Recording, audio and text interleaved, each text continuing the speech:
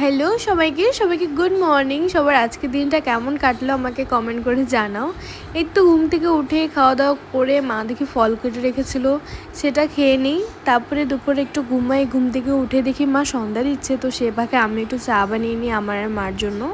তো অনেক দিন থেকে বাড়ির থেকে বেরোনো হয় না, তো মাকে বললাম মা চলো একটু আজকে ডিনার করে আসে বাইরে কোথাও। তো মা বললো ঠিক আছে চ। তো আমরা যখন যাবই তখন ভাবলাম দিদিকেও বলে দিই, দিদি ভাগনা আমরা সবাই মিলে গিয়েছিলাম ডিনারে। আর ওখানে খুবই মজা হয়েছিল, যেহেতু অনেক দিন পরেই গিয়েছি। আর ও তো ফটোই তুলতে চায় না, অনেক কষ্ট করে ভাবছিল ফটো তুলছি, বাট আমি ভিডিও করছিলাম। আর আজকে ডিনারেও অনেক কিছু ছিল, মিক্সড ফ্রাইড রাইস ছিল, চিকেন কষা ছিল, চিলি চিকেন ছিল, নান ছিল, লাস্টে কোল্ড ড্রিঙ্কস ছিল। তো আর রান্নাগুলো সবগুলো এত ভালো হয়েছিল, মানে ধূপগুড়িতে যারা থাকে তারা তো সবাই জানে।